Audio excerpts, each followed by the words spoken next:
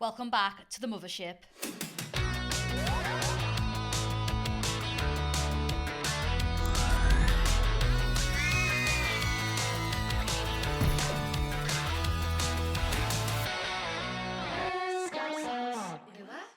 Hello, welcome to... Yeah. Welcome back. Have you missed us? Because we've missed you. Collectively, we've been on the air for 83 years now, so I'd say we have a lot of experience on how to make money. I would go so far to say that we basically know it all. Yeah. How to make money, how not to make money, which brings us into the title card of today's episode. How to make money. Yeah. Or not to. Or not to.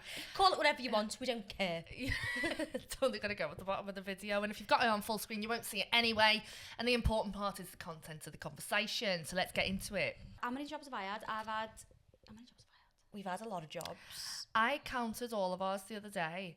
You two, I think I've about 7. You've had 7. 6. You've had 6. I've had 24. You're taking the piss. That's actually crazy. Indeed, sees me logging in and goes, oh shit, here we go again. Do you know what though? If I didn't know you and I just met you and you told me that, I'd be like, red flag. Yeah, no, it is a massive red flag.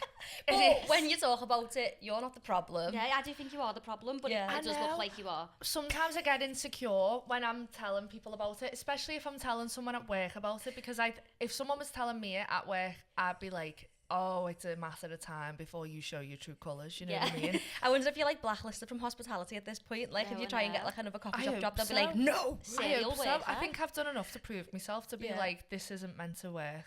It's not me, it's you, kind of thing. Do you know what I mean? But then I feel like, do you get like, when you're in hospitality, you're surrounded by all this like somewhat badness, but then you might have a laugh one day and go, oh, it's not that bad though. Like, what are your thoughts on that? Like, I feel like that's why sometimes I stuck around in some jobs, because I'd be like, well, I had a good shift there, like, it's not that bad. I think I would stick around in a job thinking with that kind of thinking would be when I'm like, I'm bored, so I want to move on. And then sometimes I'd be skipping home from work being like, la la la, that was so fun today, whatever. Best day ever.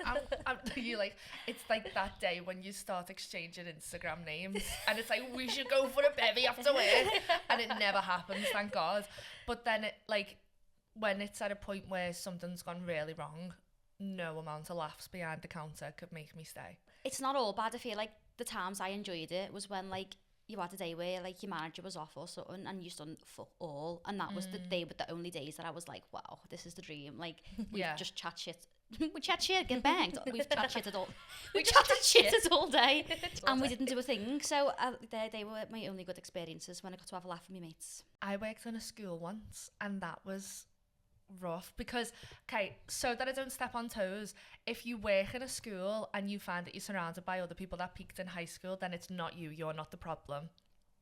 But when you work in a high school, you will find yourself surrounded by people that are there because they peaked in high school and they want to stay in that environment. And that's a fact. Like, you will find people that do, and I think that those kinds of people wouldn't listen to a podcast like this anyway. But I think the people that didn't peak in high school, that work in a school, might listen to this. So well done. Well done, it's not you. Your Two of them being our mates. No, I think I get what you're saying with that, in the sense that, like, some people love the environment that much that they didn't want to move on, but then I do think that there's some people then, like, not the fact that they want to teach and like nourish the younger generation, not me damage control in this situation. I think some people just enjoy it. No, I do think so. Like look at Amy. Amy wanted to be like a lecturer when she like graduated uni, and then she has followed like that road of education, and now she's like following that passion. Yeah, that's what I mean. Doing boss in but school. she didn't peak in high school. Oh, okay. Not all teachers. Yeah, not all is teachers. what I'm trying to say. Yeah. But most of them. But it's weird, and they're always PE teachers. No, just sorry.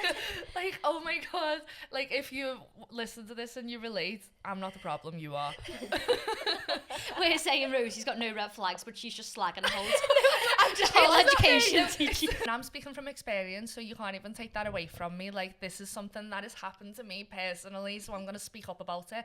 There was some people in that workplace that were acting like we were the kids. What I wanted to know was, speaking of how many jobs that we've all had, out of your 7 and your 6, what was your favourite job. We'll go favourite jobs first, and then we'll go least favourite jobs second.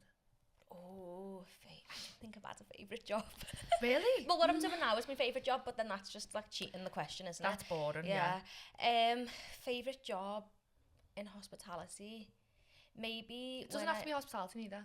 I think I've only ever worked in hospitality. You haven't. You've been a social media manager. You worked in retail as I well. was gonna say my favourite job. I'd probably say my favourite job is when we were the social media manager in that cafe. But that business was the most corrupt business I've ever worked in my life. By the way, What was your favourite job? yeah, because we 'cause did got- fuck all. We like no, we didn't do fuck all. We did. We didn't.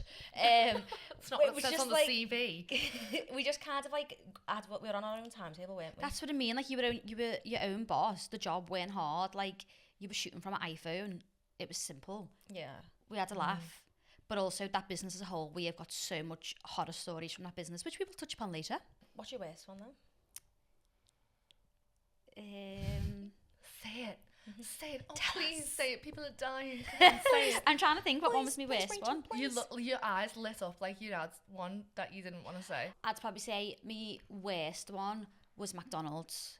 It was But That's that also just was a such a- laugh sometimes. it was a laugh It was hard graft. sometimes. There was a lot of politics. Yeah. There's Oh my so much God. politics in McDonald's. If you don't go in and you don't like fit the bill straight away, Oh my God. it's hell in there. Like if you're seen as like the manager's the Ming in of the there. Mackie.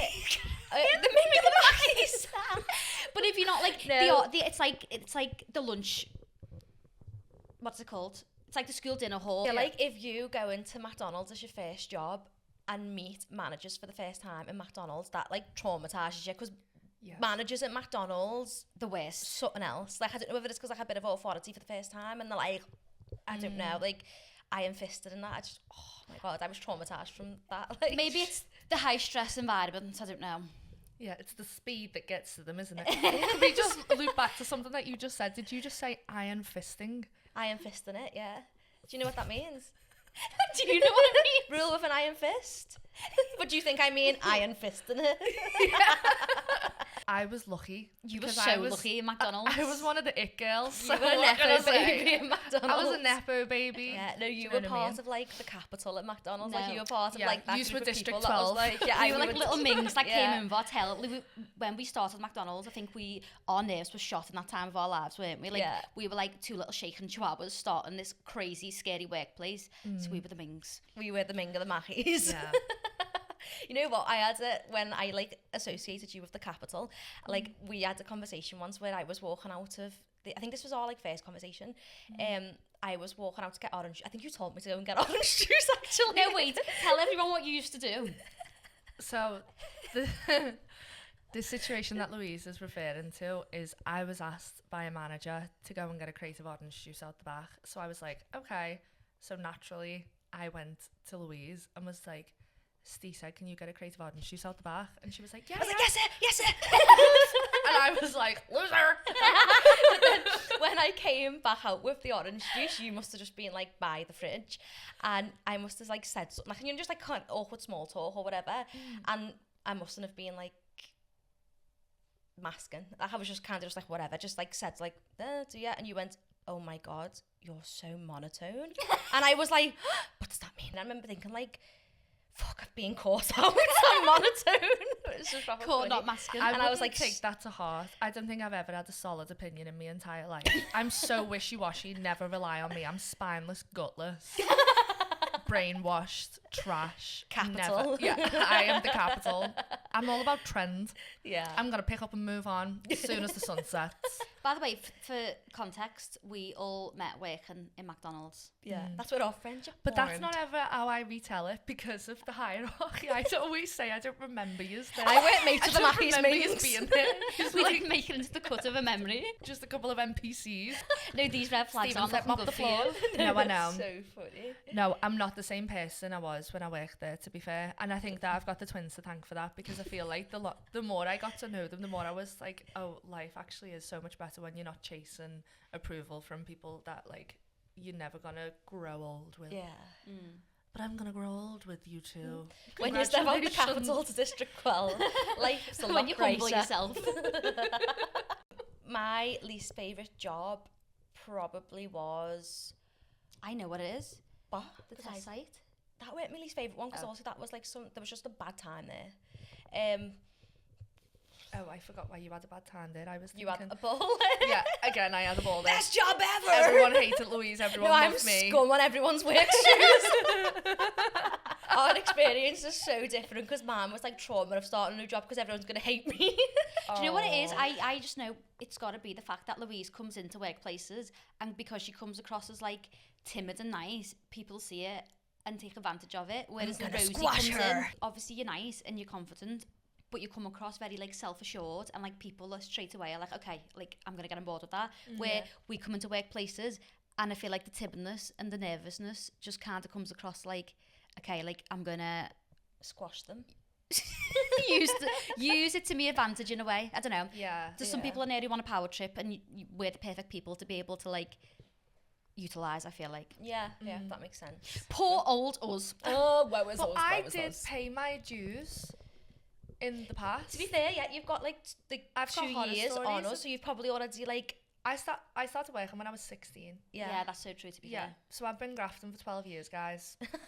And my first job, I was the doormat of the workplace, and I didn't know how to act. And I like literally the interview was a car crash. So it was for Pizza Hut, and in the interview he was like, sell me a car. And I was like, what do you mean? I was like, what's your favorite color? And he was like, red. And I was like, well, this car's red because I'm 16 and I'm applying to serve pizza. What do you want from me? And that set the tone for the following 2 years of my life. I worked for £3.42 an hour, and I grafted like I was in the Royal Navy. I swear to God. Thank you for your service. You're welcome. My pleasure. Most of the people that work there had like 5+ years on me, and I was 16. Like I was somebody's child. I was trying to get an A level, and they were giving me grief 24/7. Meanwhile, I'm picking up enough to buy 2 bags of Haribo. That's it. And I remember one time, you know the way like when you do like chemical training and everything's really like specifically portioned out, and you can't touch this without gloves and all this, that and the other. Anyway, I'm trying to make a mop bucket one day, and I said to one of the people that worked in the kitchen, Becky, I was like, what do I put in this? Like, which one goes in out of these like sachets of liquid that is so like, don't touch it, it's gonna burn all your skin off. So I was shitting bricks. I was like, what one do I use? Instead of just telling me, she went in. She was like, you're such a fucking dozy cunt, whatever. She was like, yo, you're such a princess. You never mopped the floor in your house. And I was like, well, like, yeah, but we use fucking Dettol or something. Not this high-end fucking name that I can't even pronounce. Like, what? And she was like, oh my God, bet you've never done a tap in your life. Bet you everyone does everything for you. Blah, blah, blah. And she was like calling me. She said, this is what she said. She went, you're so dumb, you know? Fuck you, Becky. And you know what? I drove past there not long ago. She still works there. Fuck you. I don't even care. No, let's get it. Oh my God. You're so dumb is what she said. She's and I'm like, so I left there to go and work in McDonald's because like all my mates at the time worked in McDonald's. And I was like, yous all talk to me like shit. Like I hated it. I'm having a bad time. I'm going to leave. So I was like, oh, I'm leaving. I'm going to work at McDonald's. And she was like, so you're leaving a shit job to go to an even shitter job? And she did everything to shit on my head. But the gag is, she still works in that shit job that I left to go and get a shitter job. And I'm like, life choices, man. It's projection. You don't hate me. You hate yourself, Becky. Oh, Becky, man. You're going to be sorry after this, Becky. Name and shamed on the pod. So we've each gave ourselves a task to dig back into our memories and see what is the most craziest story that's happened to us while working in hospitality. And my God, we've got stories for you. So basically, I was working in retail one time, and I got the terrible news. This is going to sound too sarcastic. I got bad news that my nan was on her way out, basically, and she was... Sorry, I'm not laughing. I know. And I got terrible news. Terrible news, Crappy Balance. That my nan was dying. No, the way Rosie said the week is so monotone. That's so true. She was on her way out. Yeah. She was on her way Louise out. trying to not be monotone. I got terrible news. So I went up to my manager and I was like, I need to go. I've had some terrible news. Help. Like, I need to leave. And she was like, babe, you really need to be telling us in advance about stuff like this. You can't just be like letting us know last minute. We've got no one to cover your section. And I was gagged, gooped, jaw on the floor, like genuinely was like, I couldn't believe me ears. But I was like, yes sir, we'll let you know next time. You said in the interview you didn't have any holidays planned.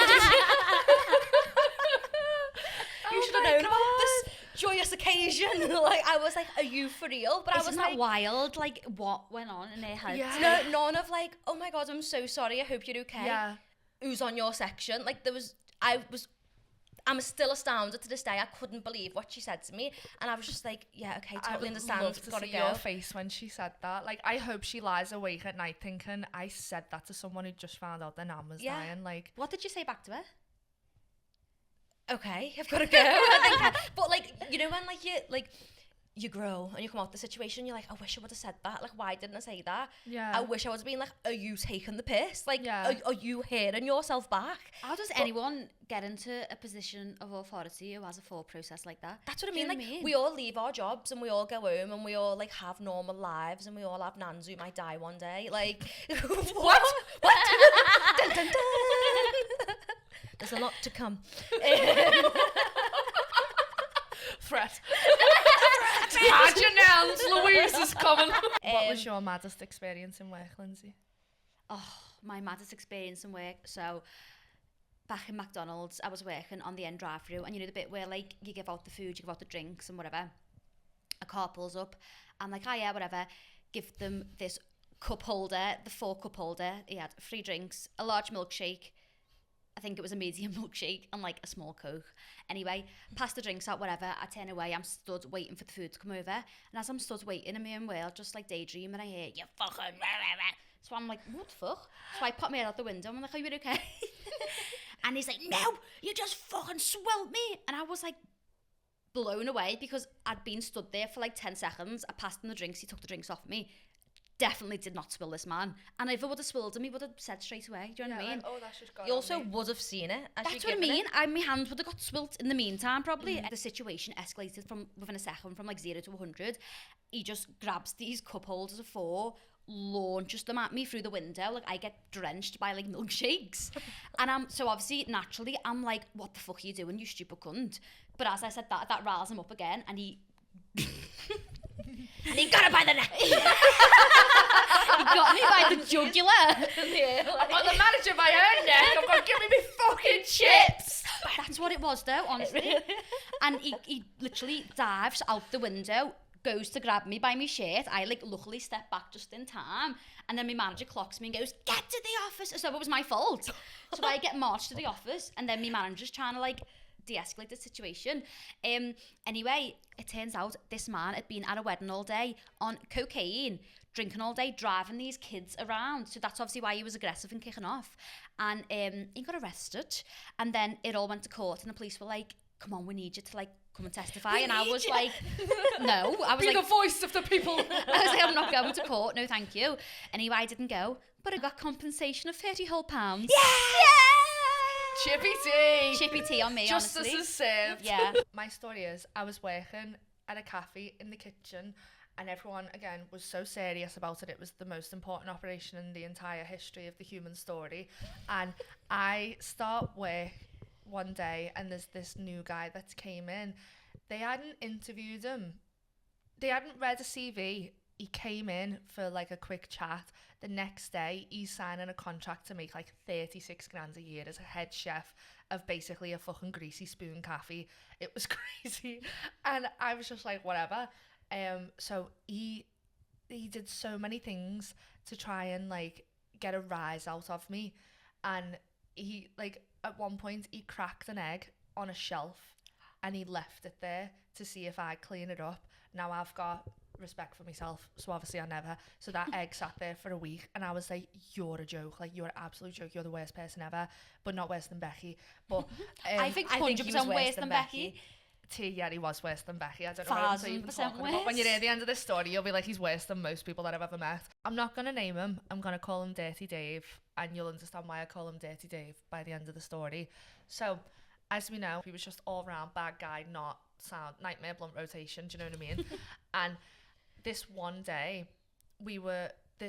the restaurant was empty and this one table came in of like 6 people and it's a birthday party and they ordered a portion of chicken strips. This is important, stay with me. He burns these chicken strips like 3 times. This is supposed to be like experienced head chef on however much grand a year, whatever, and he walked in there like the big bollocks.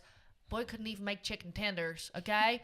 So in the meantime, while we're waiting for him to like pull this stunt out the bag, the manager of the cafe turns around to me and is like, he hasn't ordered any bread, and like this is like a breakfast kind of place, so we can't need bread. So he was like, while we're waiting for him to sort out his mishap with the chicken strips, can you run to Tesco, which is like a 3-minute walk away, minute and a half if you run in, do you know what I mean? So I'm lightly jogging, so I'm going to get this bread, come back, boy still got chicken strips in the fryer, like I really was not that long, and he starts beefing with me going, you don't leave the premises unless I tell you to and all that. And I was like, well, the manager's just told me that you haven't put an order in, so I was doing you a favour. You're still where I left you, like no harm no foul. I don't see what the problem is. So he's like 7 foot tall when he was like a pure lurch, and he was like over me, he was like screaming in my face and everything, and I was just like, you're hilarious. I was like, do you want to pack it in talking to me like that? Like there's no way to talk to someone like that, like that's insane.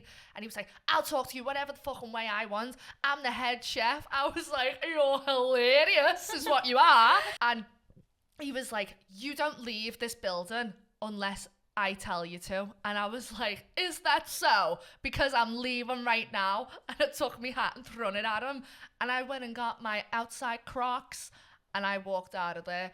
And he was like, yeah, if you leave right now, you're sacked. I was like, can you hear me, dude? I just said I quit. Fuck you. So then couple days, literally days later, I started getting texts off girls that worked in the cafe that were like, sorry to text you about, sweet girls, sorry to text you about work while you're not even working there anymore and you're on your happy holidays. But I thought you might want to know that Dirty Dave, I almost just full government named him, Dirty Dave has left the premises saying that he had a dentist appointment and he's not returned, so now he's been sacked. And turns out that he was never an experienced head chef. He was a KP, which if you've never worked in a kitchen or anything, a KP is the person that like helps the chefs like with chopping veg and things like that. They are the most important job in the kitchen, but they're not a head chef. And boy walked in without a CV, instantly signed a contract for that big boy wage and started acting the goat. And he couldn't even make chicken strips? And he couldn't even make chicken strips. It's hilarious. And then, following on from that, I think it was about 2 months later, we got another text saying, read this article. Dirty Dave's a nonce. And a trigger warning, R-wordist, to his stepsister. Crazy stuff. He's behind bars and we love to see it. Ta-ra. Ta-ra. Okay, it's time to address something that just happened there. The camera that I was talking to actually cut off, so you're going to see a lot of footage of me looking that way really aggressively. If you're watching it on YouTube, you'll care. If you're listening on Spotify, you won't care. Moving on. Well, that was a ball, and you know what time it is now? Tea and biscuits, baby. Yum, yum, yum, yum. Okay, I've just gave myself the ick big time. Oh my god, that was so elder millennial. Okay, so we asked you to send in all of your work horror stories, so we're going to read one out for you. I've got a tea and a biscuit. You Yep. ready? Ready to dunk. enjoy. Okay.